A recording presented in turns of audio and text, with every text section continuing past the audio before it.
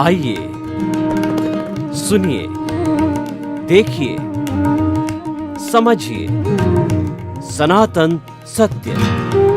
जैसी दृष्टि वैसी सृष्टि, दृष्टि विज्ञान। कुदरत, कुदरती रचना एवं कुदरत के कानून से शाश्वत सुख की प्राप्ति। जोधपुर के परम पूज्य महात्मा उपासक प्रोफेसर डॉक्टर सोहन राज तातेड़ के निर्देशन में सनातन सत्य। जैसी दृष्टि वैसी सृष्टि, दृष्टि विज्ञान।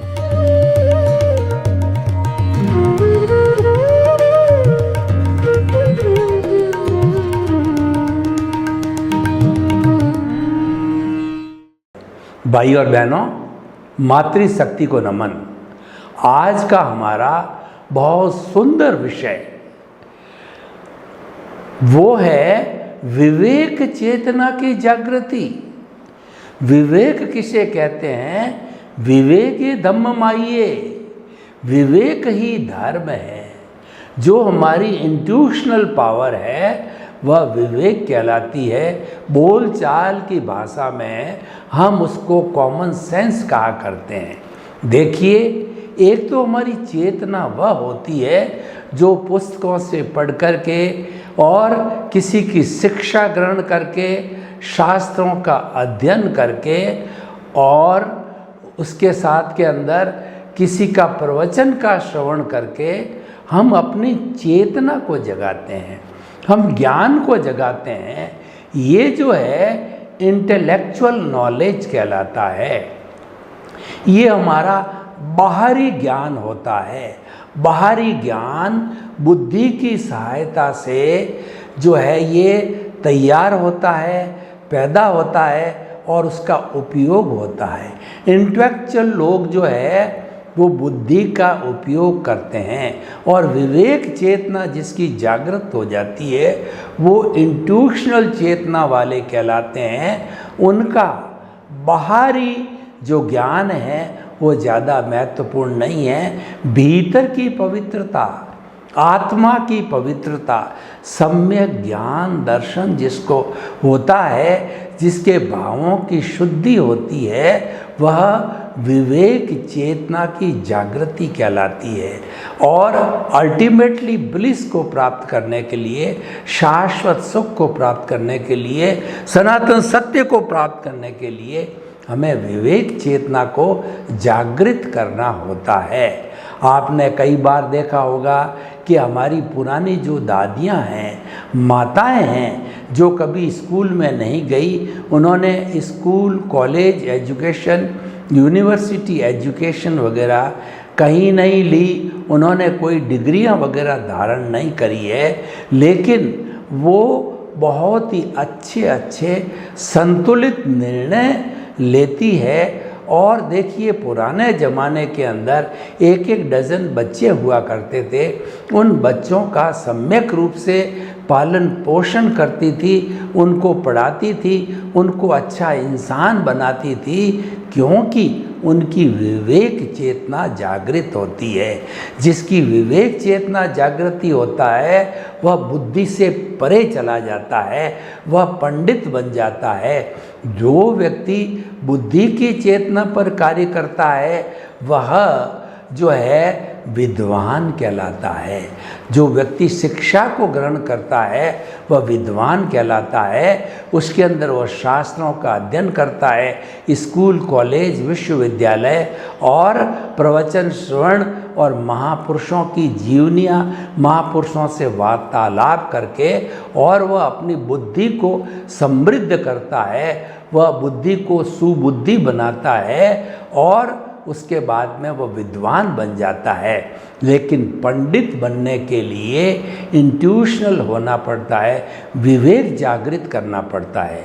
मैं आप आज शिक्षा जगत की बात करूं तो शिक्षा के अंदर जो विद्या की कई कई आयाम हो चुके हैं, एक एक विषय के जो है कई कई पाठ्यक्रम बन गए हैं, उसकी बहुत सी ब्रांचेस बन गई है और उन ब्रांचेस के अंदर लोग अध्ययन करके और वो आगे से आगे बढ़ रहे हैं, डिग्रियां धारण कर रहे हैं, तथा उसके साथ साथ के अंदर वह इस हमारे व्यवहार जगत के जो है पढ़े लिखे इंसान कहलाते हैं, विद्वान कहलाते हैं। परंतु ये देखा गया है कि एक विद्यार्थी इतनी बड़ी पढ़ाई करने के बाद भी वह धोखा देता है, वह क्रोध करता है, अहंकार करता है, छल कपट करता है, लोभ करता है, हिंसा करता है, सुसाइड करता है,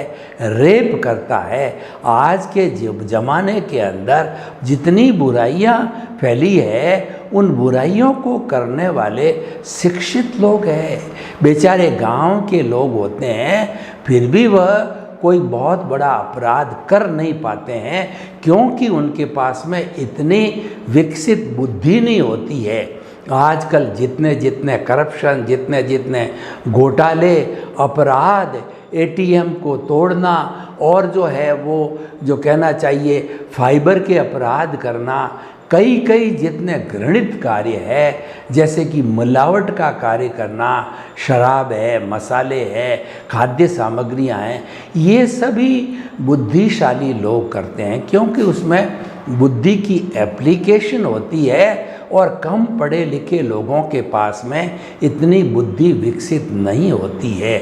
लेकिन कुल मिलाकर के ऐसे विद्वान और बुद्धिशाली लोगों का समाज के अंदर कोई विशेष उपयोग नहीं है, और वो लोग एक अच्छा समाज का निर्माण नहीं कर सकते, एक अच्छे विश्व का निर्माण नहीं कर सकते हैं।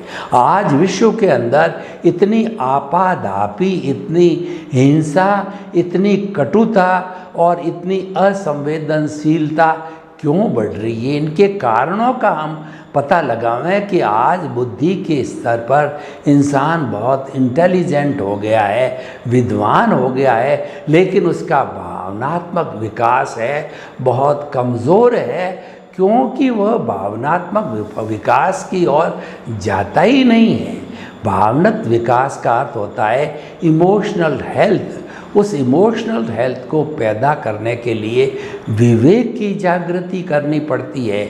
इसीलिए कहा गया है कि विवेके धम्मम आइए, विवेक ही धर्म है।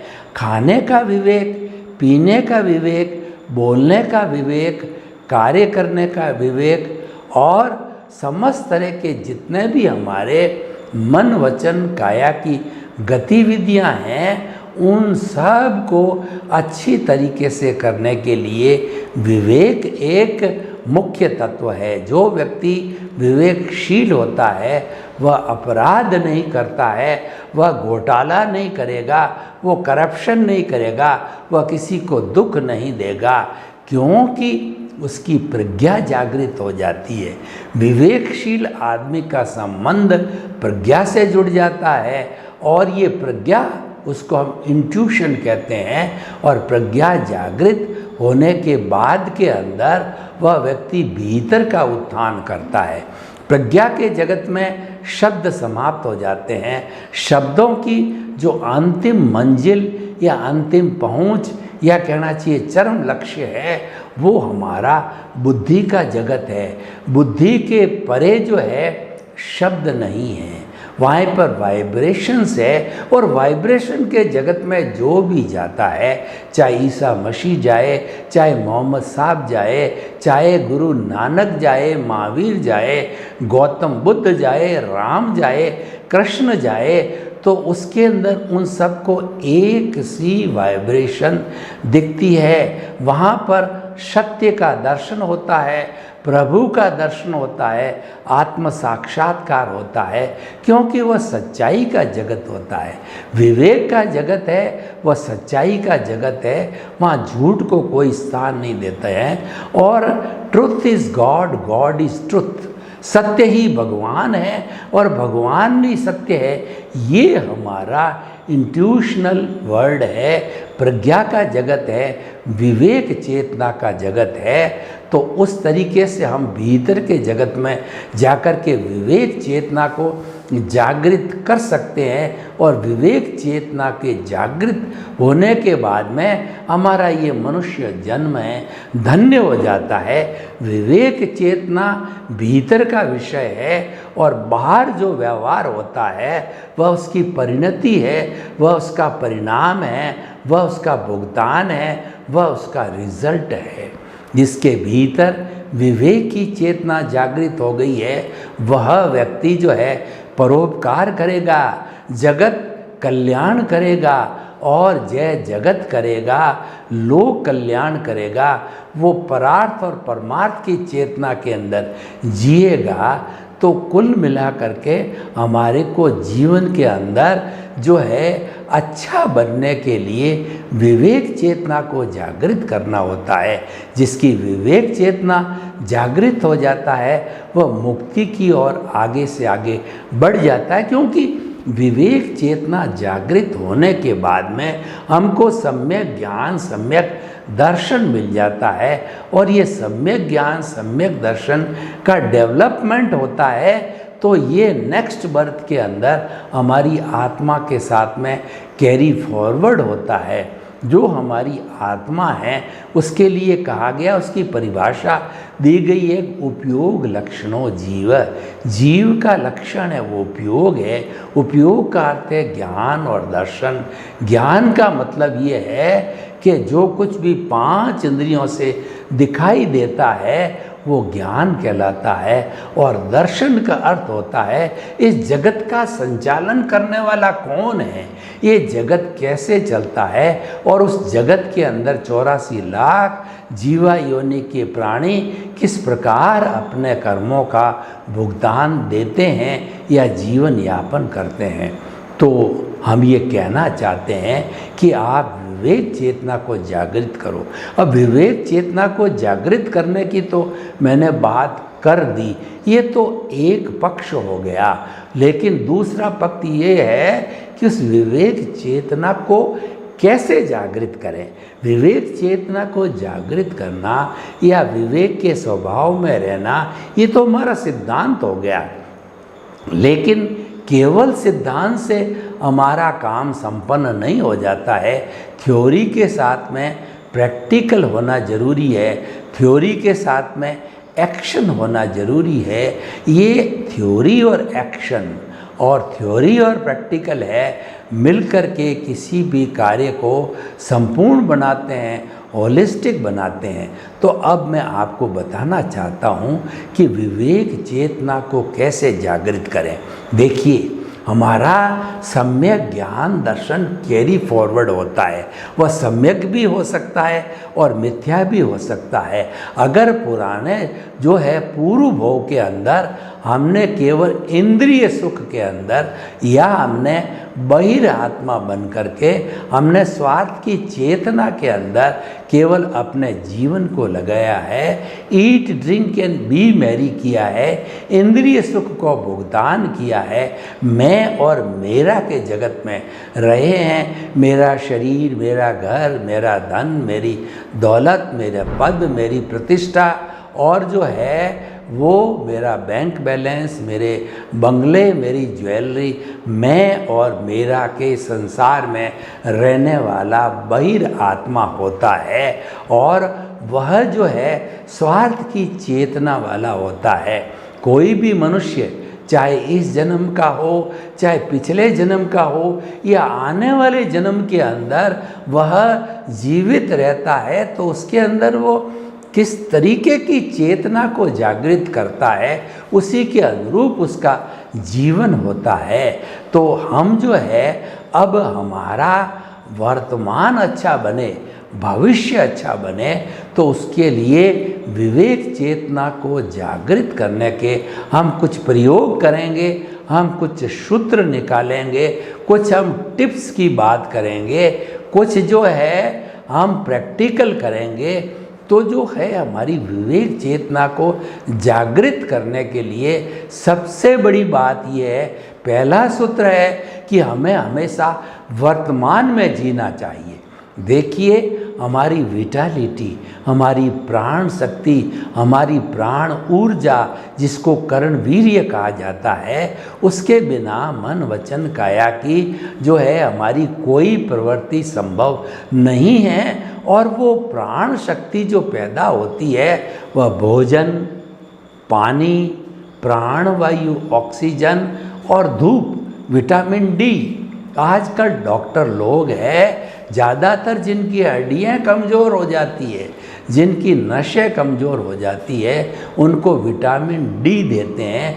ये विटामिन डी सूर्य की किरणों से मिलता है। पुराने ज़माने के अंदर गांवों के अंदर लोग हैं वो ज़्यादातर खेती बाड़ी करते थे, या कहना चाहिए वो प्रकृति के करीब रहते थे, वो खुले वातावरण में रहते थे, तो उनको सहज रूप के अंदर धूप मिलती थी, शुद्ध प्राणवायु मिलती थी, शुद्ध जलवायु मिलता था, शुद्ध पानी मिलता था और खाना भोजन सभी शुद्ध होता था। और वो लोग परिश्रम करते थे, वो सम श्रम और श्रम की नीति में विश्वास करते थे। सम का अर्थ होता है समभाव, समता का भाव। समभाव क्या कहता है कि चाहे आपको सुख आए, चाहे दुख आए, चाहे आपको कोई घृणा करे, चाहे जो है वो आपकी प्रशंसा करे, चाहे आपकी निंदा करे, चाहे आपको गाली दे, चाहे आपके प्रशंसा करे या आपका जो व्याख्यान करे, तो ऐसी स्थिति के अंदर एक समान रहना समभाव, समता कहलाता है। जो हम विवेक की चेतना को जागृत करने की बात करते हैं, तो समभाव में रहने से विवेक की चेतना जागृत होती है। वर्तमान में रहने से हमारी विवेक की चेतना की जागृति होती है, क्योंकि जो वर्तमान में रहता है वह मनुष्य प्राय क्या होता है कि ज़्यादा समय या तो भूतकाल की स्मृति में रहता है या भविष्य काल की कल्पना में रहता है। To build the castles in the air, वह हवाई किले बनाता है। वो मात्र सोचता है कि मैं कुबेर बन जाऊंगा, मैं विद्वान बन जाऊंगा और मैं बड़ा नेता बन जाऊंगा, मैं बड़ा व्यक्ति बन जाऊंगा। लेकिन बड़ा बनने के लिए उसको सुकृत करने पड़ेंगे। बड़ा बनने के लिए उसको परार्थ और परमार्थ की चेतना को जागृत करना पड़ेगा। परोपकार, जगत कल्याण, लोक कल्याण का कार्य करना पड़ेगा, तभी वो बड़ा बन सकता है। और ये सब विवेक की चेतना से जागृत होता है। वर्तमान में जीते हैं तो हमारी सारी एनर्जी का 100% उपयोग होता है। देखिए, यूज़ और मिसयूज़, ये दो बातें हमारे जीवन में चलती। मैं आपको कुछ उदाहरण देना चाहता हूँ। देखिए, उदाहरण, कहानी, मुहावरा, कथानक, इन चीज़ों के माध्यम से हम जो कोई भी बात कहना चाहते हैं वो जल्दी फॉलो होती है, वो जल्दी हृदयंगम होती है, वो जल्दी गले से नीचे उतरती है, वो जल्दी समझ में आ जाती है।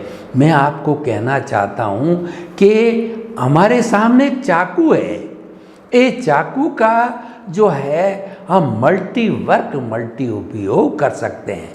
सब्जी काटना, फ्रूट काटना, रस्सी काटना और अन्य कार्य, रसोई के कार्य, घर गृहस्थी के कार्य चाकू कैंची के द्वारा किए जा सकते हैं। तो जो हम कार्य उसका उपयोग करते हैं, उसका सदुपयोग होता है।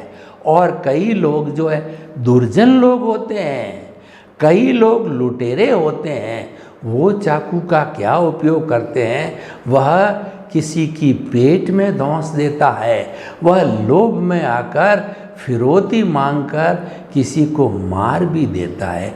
ये उस चाकू का दुरुपयोग हो गया है। हमारी बुद्धि का सदुपयोग विवेक चेतना जागृत से होता है।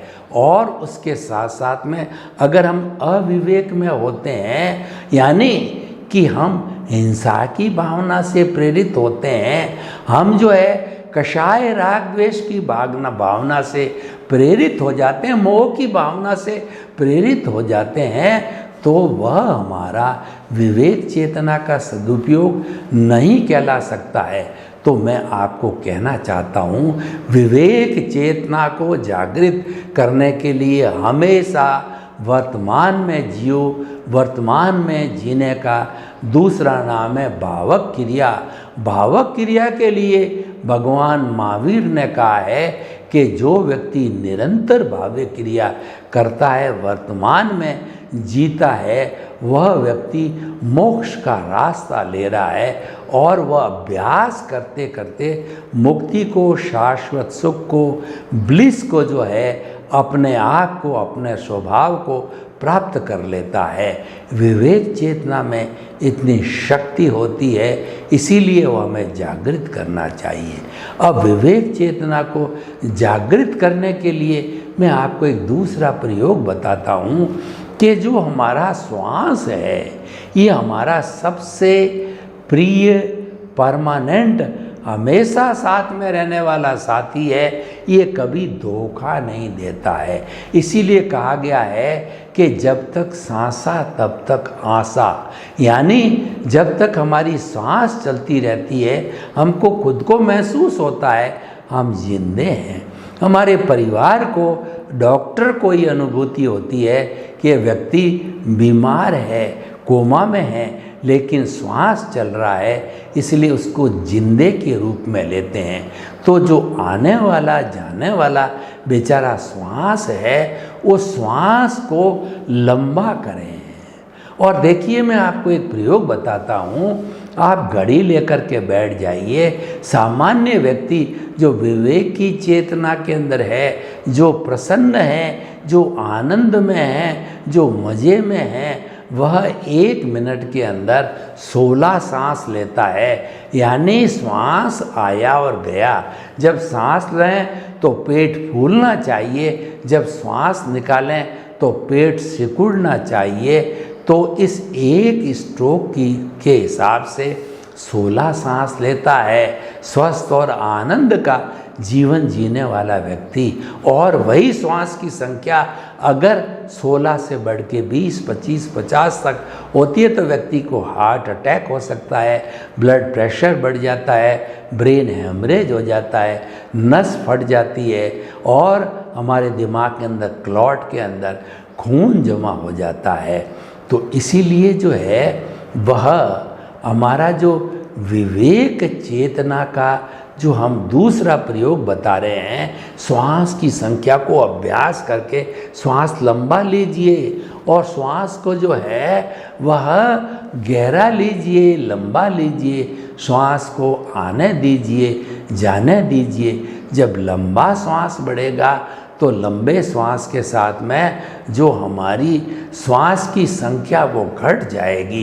ये घट कर के 16 से 14, 12, 10 तक आ जाती। और मैं आपको बिल्कुल आत्मविश्वास के साथ कहना चाहता हूँ, अगर संख्या वह 8 तक आ जाती, यानी श्वास आपका नेचुरल वेव के अंदर लंबा हो गया, तो ऐसी स्थिति के अंदर 8 श्वास प्रति मिनट वाला व्यक्ति विवेक चेतना को जागृत कर लेता है। वह इंट्यूशनल बन जाता है। उसके न तो क्रोध आता है, न उसको कोई तरह का घमंड होता है, न वह कोई तरह का छल कपट करता है, न वो अति लोभ करता है। यानी वह एक आइडियल व्यक्ति बन जाता है।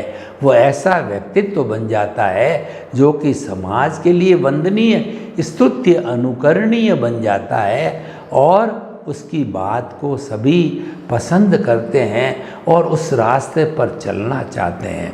तो इसीलिए हमारे श्वास के जितने प्रयोग हैं, जिनको हम प्राणायाम कहते हैं, अनुलोम है, विलोम है और भस्त्रिका है, कपालभाति है, तो शीतली है वगैरह है। श्वास के सारे प्रयोग है वो हमारी भावनात्मक विकास करते हैं और हमारी विवेक की चेतना को जागृत करते हैं। आज शिक्षा जगत में देखें तो हमारी वर्तमान केंद्रीय जो है वह जो कहना चाहिए सरकार है, उन्होंने कहा जो हिंदुस्तान में भी शिक्षा चल रही है वो कार्ल मार्क्स की बनाई हुई, जो कि मात्र क्लर्क बनाने वाली शिक्षा थी, मात्र एक विद्वान बनाने की शिक्षा थी।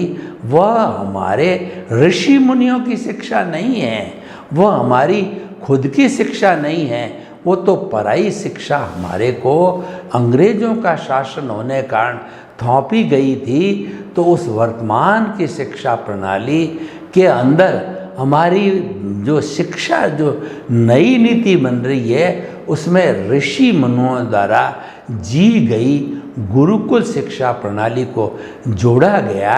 गुरुकुल शिक्षा प्रणाली विवेक जागृत करने की शिक्षा थी, इंट्यूशनल बनने की, पंडित बनने की शिक्षा दी जाती थी। स्वयं जो गुरु होते थे अपने अपने विषयों के अंदर, वो बहुत ही पारंगत होते थे, यानी कि वो अपने विषय के ज्ञाता होते थे, लेकिन उनका भावनात्मक विकास, उनका जो कहना चाहिए जो विवेक है, बहुत ऊंचे दर्जे का होता था। तो विवेक चेतना की जागृति हमारे करैक्टर से जुड़ी हुई होती है, चरित्र से जुड़ी हुई होती है।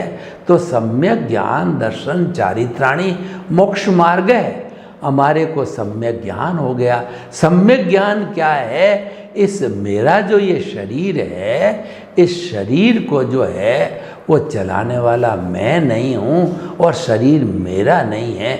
इन सब जो है बातों को देख करके हम ये निष्कर्ष पर पहुँचते हैं कि विवेक की चेतना को जागृत करके हम यह जन्म और आने वाला जन्म दोनों सफल बना सकते हैं।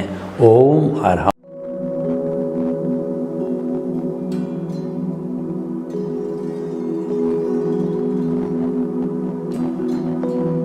एक ऐसा अंतर्राष्ट्रीय ख्याति प्राप्त मानव जो गुरु प्रेरणा से पिछले 20 वर्षों से वानप्रस्थ जीवन जीते हुए 24 घंटे मानवता की सेवा में संलग्न है।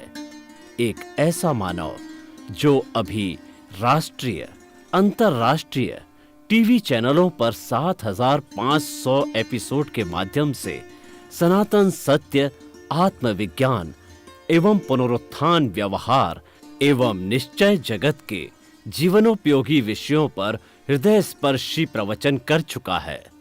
उस मानव का नाम है महात्मा उपासक प्रोफेसर डॉक्टर सोहन राज तातेड़।